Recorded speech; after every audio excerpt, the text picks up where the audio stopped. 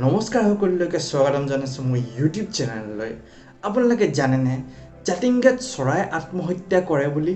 আৰু যদি মোৰ চেনেলটো নতুনকৈ আহিছে প্লিজ ছাবস্ক্ৰাইব কৰিব মোৰ চেনেলটো। আৰু মই এনেকৈ অসমৰ আননন ফেক্টছ আৰু অলপমান মাজে মাজে এনভাইৰনমেণ্ট ৰিলেটেড ইছ্যুছৰ ওপৰত ভিডিঅ'জ বনাই থাকোঁ। জাতিংগা সাধাৰণতে পক্ষীবোৰৰ বাবে মৃত্যু উপত্যকা বুলি জনা যায়। জাতিংগা এখন ডিমা হাছাও জিলাৰ সৰু গাঁও।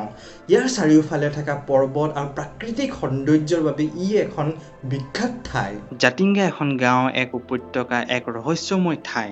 কমেও 120 বছৰৰ পৰা জাতিংগাৰ এই পক্ষীৰ আত্মহত্যাটো বিজ্ঞানৰ বাবে এক ৰহস্য হৈ আছে। প্ৰত্যেক বছৰে মনচুনৰ শেষৰ সময়ছোৱাত ছেপ্টেম্বৰৰ পৰা নৱেম্বৰৰ ভিতৰত চৰাইবোৰৰ বিশাল ৰূপত আত্মহত্যা কৰা দেখা যায়, আৰু সেইকাৰণে জাতিংগা গোটেই বিশ্বতে এক ৰহস্যময় ঠাই। প্ৰত্যেক বছৰে জাতিংগাৰ উপত্যকাৰ উত্তৰ দিশৰ গাঁওসমূহত চৰাইবোৰ মৰি থকা দেখা পোৱা যায়। বেছিভাগ চৰাইবোৰৰ অৱস্থা এনেকুৱা হয় যে তাহাঁতে নিজেই ক'ৰবাত খুন্দা খাই বা আঘাতপ্ৰাপ্ত হৈ মৃত্যুৰ মুখত পৰে। এই আচৰিত ঘটনাটো প্ৰত্যেক বছৰে ছেপ্টেম্বৰৰ পৰা নৱেম্বৰৰ ভিতৰত হোৱা দেখা যায়, তাকো ৰাতি 7টা বজাৰ পৰা 10টা বজাৰ ভিতৰত। সাধাৰণতে সকলো স্থানতে পক্ষীবোৰ ৰাতি নিজৰ বাসস্থানতে থকা দেখা যায়। কিন্তু জাতিংগা চৰাইবোৰে ৰাতি কিয় উৰে?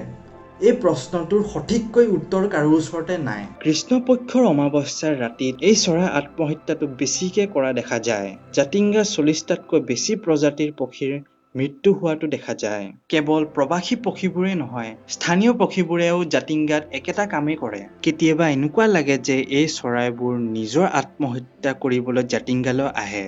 জাতিংগা উপত্যকাত কেৱল এটা বিশেষ স্থানতহে চৰাইবোৰে আত্মহত্যা কৰা দেখা যায়। 1900 চনতেই চৰাই আত্মহত্যাৰ প্ৰক্ৰিয়াটো আৰম্ভ হৈছিল। তেতিয়াৰ পৰা বৰ্তমানলৈকে প্ৰত্যেক বছৰে হৈ আহিছে। এই ৰহস্যটো উলিয়াবৰ বাবে বিশ্বৰ বিভিন্ন প্ৰান্তৰ বৈজ্ঞানিকে ৰিচাৰ্চ কৰিছে, কিন্তু আজিলৈকে কোনেও সঠিককৈ ক'ব পৰা নাই। বহু চৰাই বৈজ্ঞানিকৰ হিচাপত মনচুনৰ সময়ত জাতিংগা উপত্যকাত চুম্বকীয় গতিবিধি বদলি হোৱাৰ বাবে চৰাইবোৰে লৰালৰিকৈ গাঁও পোহৰৰ ফালে উৰি যাব চেষ্টা কৰে। এই সময়তে চৰাইবোৰে গছৰ ডাল, বাঁহ গছ আৰু ৰাস্তাত থকা বেলেগ বস্তুবোৰত খুন্দা খাই মৃত্যু হয়। বৈজ্ঞানিকসকলে আৰু এটা অনুমান কৰিছে যে মনচুনৰ সময়ত ঘন কুঁৱলীৰ বাবে চৰাইবোৰে এটা ঠাইৰ পৰা আনটো ঠাইলৈ যাওঁতে আন্ধাৰত য'তে ত'তে খুন্দা খাই মৃত্যুমুখত পৰে। আৰু এটা অনুমান কৰিছে যে বৰষুণৰ সময়ত পক্ষীবোৰৰ উৰা ক্ষমতাটো কমি যায়, আৰু সন্ধিয়াৰ সময়ত যেতিয়া চৰাইবোৰ নিজৰ বাসস্থানলৈ উভতিব চেষ্টা কৰে, সেই সময়ত গছৰ ডালবোৰত খুন্দা খাই পক্ষীবোৰ মৃত্যুমুখত পৰে। কিন্তু বৰ্তমানলৈকে জাতিংগাৰ এই পক্ষীৰ আত্মহত্যাটো এক ৰহস্যই হৈ আছে। আজিলৈকে বিশ্বৰ কোনো বিজ্ঞানিকে এই ৰহস্যটো উদ্ঘাটন কৰিব পৰা নাই। যিয়ে নহওক কিয়, এই চৰাইবোৰৰ আত্মহত্যাৰ ৰহস্যটোৰ বাবে জাতিংগা আজি এক বিখ্যাত ঠাই।